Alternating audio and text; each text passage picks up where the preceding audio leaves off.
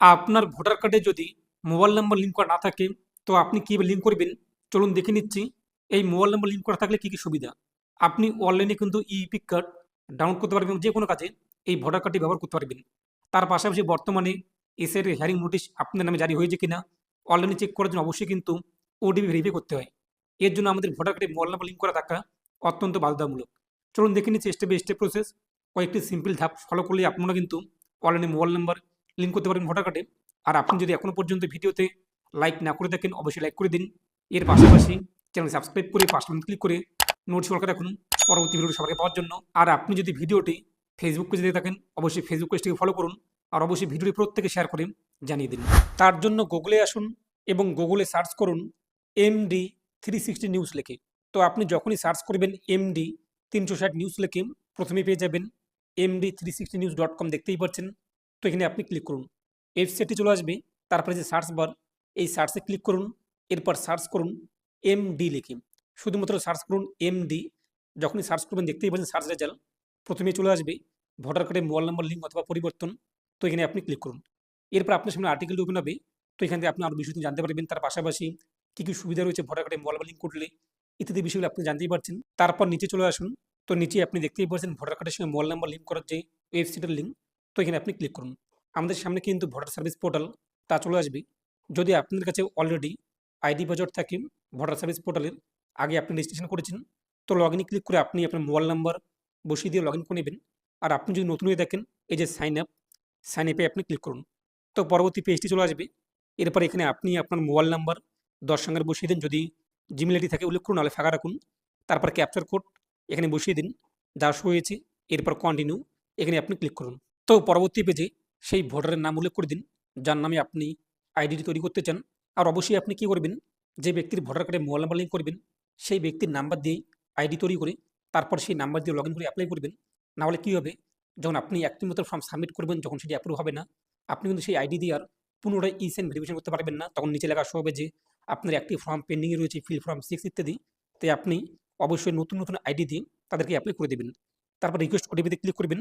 পরবর্তী পেজে আপনার মোবাইলে ওটিপি আসবে, তা বসিয়ে আপনি ভেরিফাই করে নেবেন। তো আমাদের আইডি কিন্তু তৈরি। তারপরে যে লগ ইন আমরা ক্লিক করব। এরপর যে মোবাইল নাম্বার দিয়ে আপনি আইডি তৈরি করেছেন, রেজিস্ট্রেশন করেছেন, সেই মোবাইল নাম্বার বসিয়ে দিন। নিচে ক্যাপচার কোড দেখতেই পাচ্ছেন তা উল্লেখ করে দিন।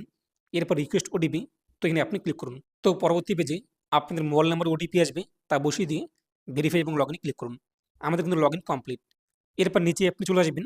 তো নিচে আপনি দেখতেই পাচ্ছেন কারেকশন, এই যে ফিল ফর্ম 8, এই ফিল ফর্ম 8 আপনি ক্লিক করুন। পরবর্তী পেজে সেলফ অথবা আদার্স যেকোনো একটি উল্লেখ করে সেই ভোটার কার্ড নাম্বার বসিয়ে দিন। তারপর সাবমিট, এই সাবমিট ক্লিক করুন। তো সাবমিট ক্লিক করতে তথ্যগুলো চলে আসবে দেখতেই পাচ্ছেন। এরপর হচ্ছে ওকেতে আমরা ক্লিক করে দেবো।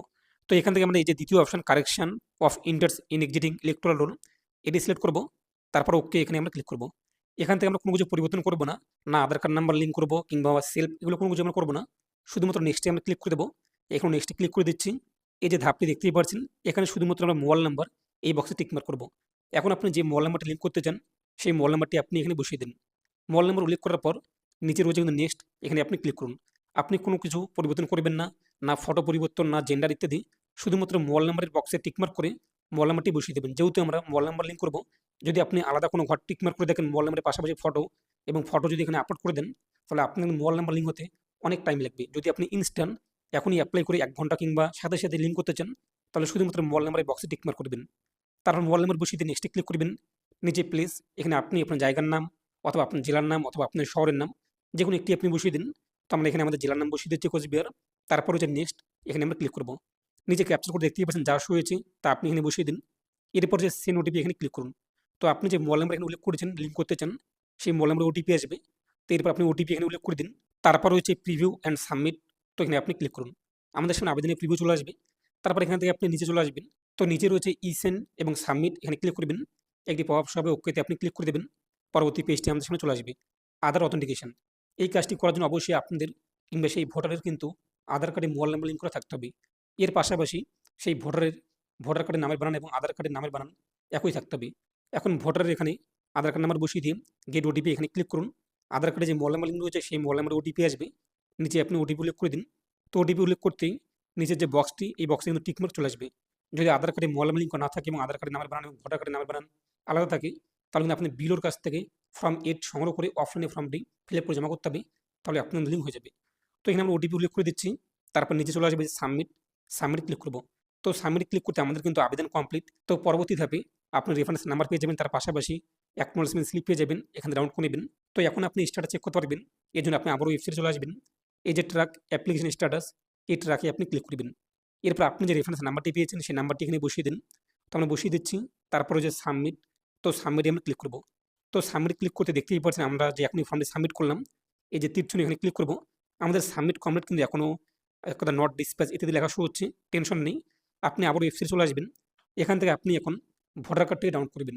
ভোটার কার্ড ডাউনলোড করলেই আপনি দেখতে পারবেন যে আপনাদের ভোটার কার্ডের সঙ্গে মোবাইল নাম্বার লিঙ্ক হয়েছে কিনা। তার জন্য আপনি কী করবেন, ওয়েবসাইটের হোম পেজের মধ্যেই ই ইপিক কার্ড ডাউনলোড অপশন পেয়ে যাচ্ছেন, দেখতেই পাচ্ছেন ই ইপিক ডাউনলোড, এখানে ক্লিক করুন। এরপর ইপিক কার্ড সিলেক্ট করে থাকবে, ভোটার কার্ড নাম্বার বসিয়ে দিন। এখানে আমরা আমাদের ভোটার কার্ড নাম্বার বসিয়ে দিচ্ছি।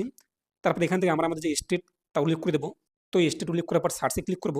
তো দেখতেই পাচ্ছেন আমাদের ভোটার কার্ড নাম্বার কিন্তু লিঙ্ক কমপ্লিট, অর্থাৎ আমি কিন্তু এখনই লিঙ্ক করলাম এবং এখনই আমাদের ভোটার কার্ড নাম্বার লিঙ্ক হয়েছে। ভোটার কার্ড ডাউনলোড করার জন্য আপনি যে সেন ওটিপি এখানে ক্লিক করে আপনি আমার ভোটার কার্ড ডাউনলোড করতে পারবেন, আপনার মোবাইল ওটিপি চলে আসবে। তো আপনি এইভাবে খুব সহজেই কয়েকটি ধাপ ফলো করেই কয়েক মিনিটে ইনস্ট্যান্ট আপনাদের ভোটার কার্ডের সঙ্গে মোবাইল নাম্বার লিঙ্ক করতে পারবেন।